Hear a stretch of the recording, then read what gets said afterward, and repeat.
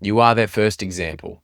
When you're a parent, you are your children's first example for everything. Anything you do, they see and they absorb and they note. Not intentionally, but they're around you. They're around you all the time. They care about you. You're everything to them, at least for a period of time. And before the world teaches them anything, you get to teach them. You get to teach them anything you want to. Anything you intentionally want to teach them, you get to do so. But you also teach them incidentally as well. You teach them accidentally, just through you being you, through the way you carry yourself, through the way you communicate, through the way you see the world. Everything you do is noted by them. This is both a good thing and a bad thing. It's rarely exclusively one or the other, but this is a responsibility that we carry. And this isn't exclusively to parents. I'm going to focus on the parenting side of things here, but as an auntie, as a grandparent, as a cousin, any sort of example to the kid that you can be, you will be. If you're an older cousin, you might be looked up to enormously throughout that little person's life.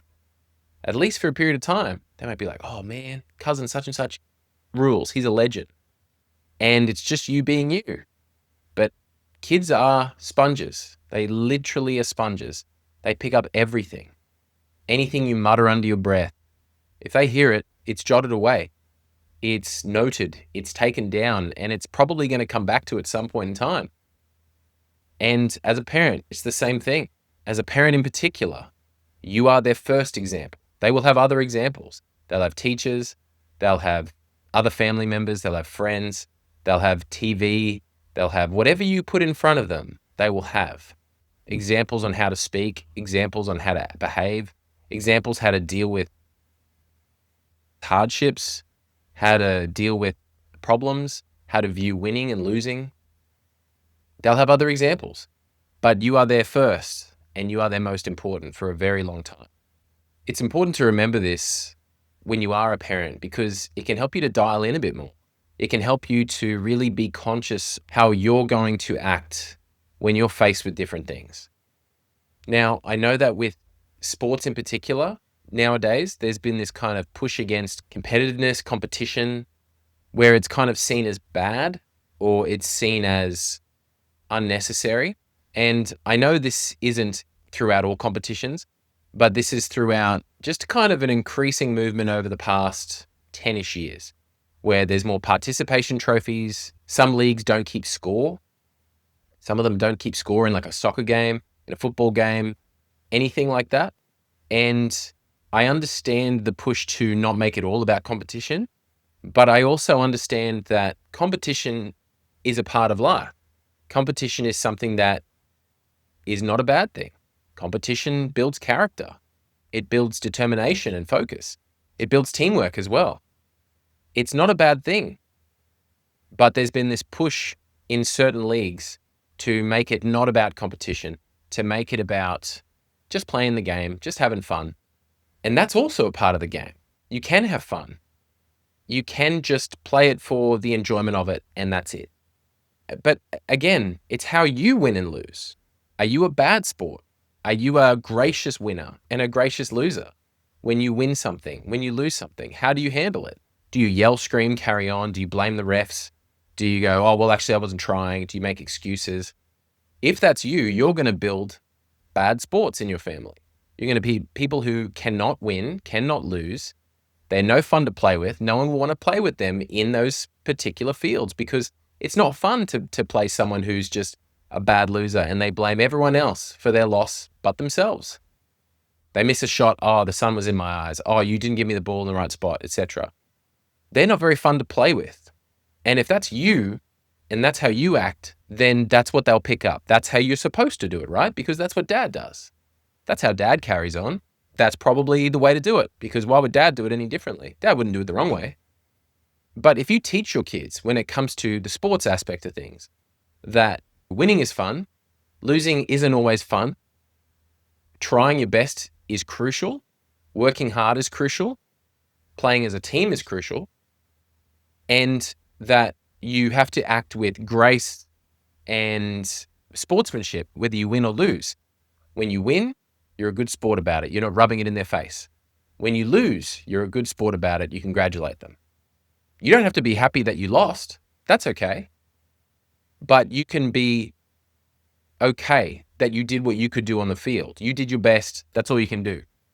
With my kids, I find it really important to teach effort, to teach trying, to teach teamwork, to teach being a good person, whether you win or lose.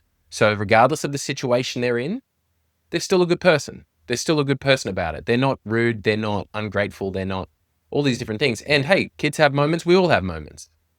Sometimes we get it right. Sometimes we don't. But you're their first example. You're the person who's going to teach them how to be a good sport, how to win well and how to lose well, how to leave everything on the field, how to give everything you got and really do your best. They're going to learn from you, being their first teacher, how to really try at things, to see that you're not great at this, but you're giving it a really good go and that you're trying. And you can keep them in the loop with this too. Let them know, like, hey, by the way, I've never done this before. I don't really know what I'm doing, but I'm really trying to learn.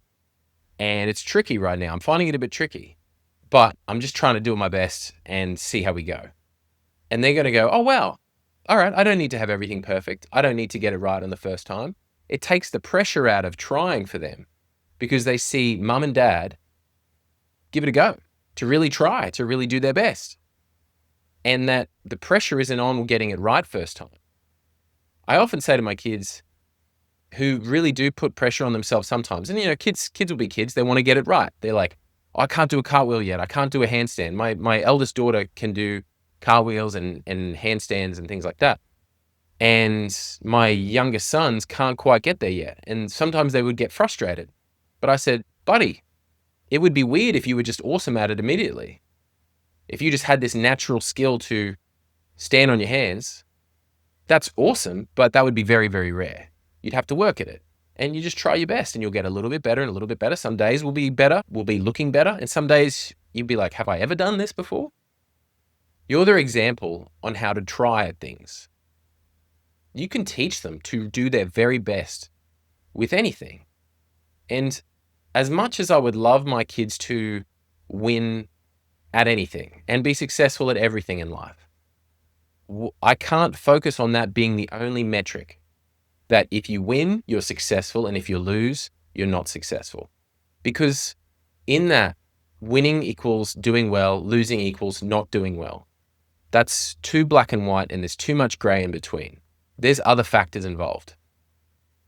If my kids train their butts off, they do their very best, they're training for their sport, they're working hard, they're practicing skill, they're practicing being a good teammate, they're attending everything, they're doing extra work, stretching, all this sort of stuff, and they play in the final. And we're playing a team that is a more skilled team, that's a better team, and they win. I'm not going to say your whole season is a failure. You're a failure because of you losing.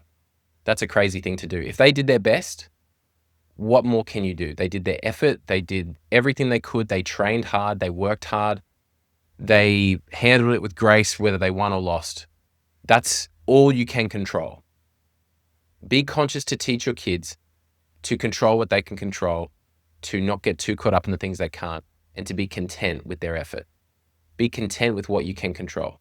You did your effort, you trained hard, you worked hard at it, regardless. You did everything you could. That's what you could do, to be okay with that. As much as you can be disappointed about losing, as much as you really wanted to win, that's fine. But you did what you could. And if it was only that, you can still get some sort of peace from that, being like, hey, I did what I could. I tried hard. I missed so many shots that I normally would make, but I tried. I did my very best, and I'm disappointed, but it's okay to be disappointed as well when you lose. That's the other thing. You can teach your kids to handle loss. You can teach your kids how to view it so that they grow. You don't have to protect them from the difficult things in life. You can shape how they see it so it doesn't hurt them, or it doesn't hurt them needlessly.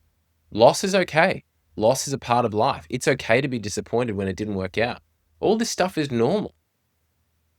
but you get to shape how the kids see it. You can teach them through your examples and your past too. I've taught my kids through my mistakes, through my hurts. And it's not to become cynical when something similar happens to them, because not everything's the same. An example of this would be if you've had a friend who speaks in a certain way, who's quite rude or puts people down and things like that. You can say, I didn't like how they spoke this way around people, and I was sure to speak up so that the other people that they were talking to or talking about, I wasn't part of that. I wasn't going along with it when I knew it wasn't right. You can teach your kids that. Teach them how to see it. They don't have to see it as like, oh, I don't want to not go along because I don't want to be their friend. You can teach both sides to your kids so they can get a more even view. They can zoom out and look at it and go, oh, I don't have to follow. I can do what I know to be true, what I know to be correct, what I know to be right. You're their first example as a friend. They get to be friends with you. You get to see how friends look out for each other. You get to teach them how they're thoughtful people, how they might be generous, how they consider them, how they treat them. You get to be your kid's first friend. You get to be their teacher in how friends should act. This topic came up because recently I saw an important post about the fact that you get to teach your kids how to be a good husband, how to be a good wife. That as their parent, you get to be their first example of what a husband or a wife does, how they treat one another, how they talk to one another, how they should be treated. You get to be that.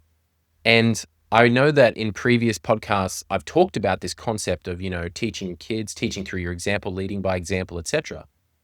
But niching it down to showing that other side of things that you don't really think about as parent. You might be aware that you're teaching them how to speak, that you're teaching them how to act and behave.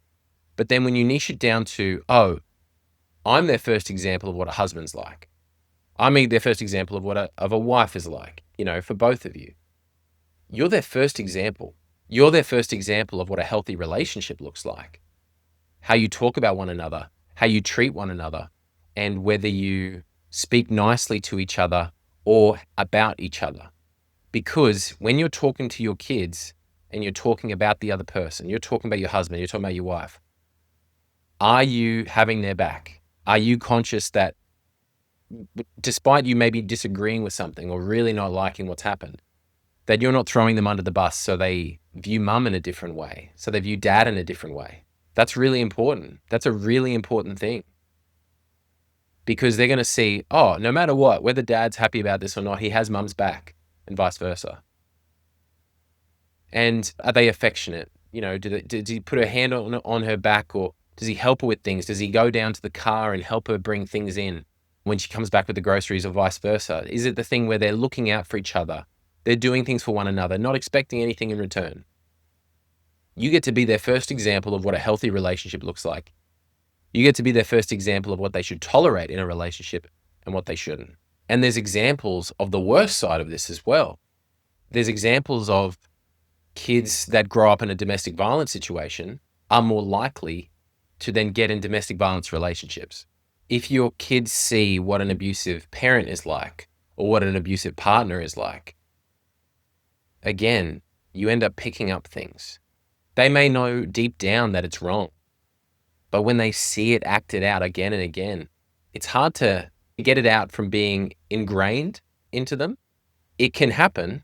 It can definitely be extracted, and it can be helped and curbed and healed. That can happen. But ideally, we want to do as little damage to our kids as possible. We want to obviously give them everything that we possibly can. We want them to be as healthy as they can, emotionally, spiritually, physically, mentally, everything. We want all that. So it's really important that we just model it. And you may not be in a good way. And maybe that's part of this, is to show what you can show, but then also take ownership for when you mess up. You're not begging for forgiveness, but you're taking ownership. You're putting up your hand and be like, sorry I yelled, guys. I'm a bit stressed at the moment. Don't mean to take that out on you. That's it. You've picked up your mess. You're teaching your kids. You're their first teacher in how to handle when they get it wrong. When you get it wrong, do you blame everyone else for your situation? Do you blame everyone else for your behavior? Or do you pick up your mess and say, yeah, that was me. Sorry about that. That wasn't my best. I apologize. I'll try harder next time. You don't have to say all that. But those are some of the things. Or are you the person that's going to hide away from that moment, to blame everyone else for your situation? So then you're teaching them that they're not allowed to be wrong. They're not allowed to get it wrong. They have to be perfect. And then everything becomes pressurized for them. Whereas if you're trying your best, there's no pressure in that. You're just trying your hardest. And you're human and you'll get it wrong and you'll get it right. But the more you do it, the better you'll get. You're not pressurizing that. They don't have to win. They don't have to do that. They want to win. They want to get it perfect. We all want to do that, right? We want to do it as well as we possibly can. But that's not a realistic thing that we can control. We can only control ourselves. That's it. Life is a team sport. Life is a team sport. Business, sport, relationships, it's a team. But you are the player that you can control. That's the only controller you have. With the example on relationships, kids can be more likely to recreate those moments, those domestic violence moments, to lash out at someone, whether it's physically, emotionally, financially, things like that. And I'm sure some of you have experienced this, be it in your life or seen other people go through it. People can go along with it and they don't even realize that they're accepting that. They don't even realize that they're accepting this view of themselves where, oh no, I deserve that because I did the wrong thing. I shouldn't have been late with dinner. I shouldn't have done these sorts of things. As if it warrants that behavior. It doesn't warrant that behavior. But kids can pick that up because it's taught. If they see that, they can be more likely to absorb it themselves. But then there's the opposite example. There's the opposite example where the kid makes a decision. They go, I'm never going to be treated like mum was treated. I'm never going to be spoken to how dad was always spoken to. Those sorts of things. They can make that decision. But in doing that, unless it's done incredibly healthily, unless it's absorbed and seen perfectly, there can be remnants that are left over there too. And what I mean by remnants is, an example can be seeing your parent yelling. Be like, I'm never going to speak to someone how they spoke to mum. But then they can grow up calmer. But they might view anger being a bad thing. Whereas anger is a part of life as well. It's just a part. It's not everything. It's not a giant part, but it is a part. And it comes up. There's righteous anger. There's justified anger. There's anger where it makes sense. But anger used as a way to control is not right. So it's so important that we are doing our very best to be their first example.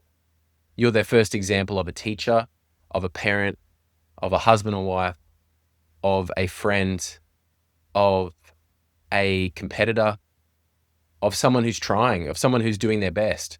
You're their first example of a Christian as well. If you are a person of faith, you're their first example of that. I'm trying my best to be conscious of that. I pray a lot and I'm doing my best, but I want to act in accordance with what I believe to be right and what my morals and values, ethics, and beliefs push me to be. I'm trying my best to do that, and I'm not perfect.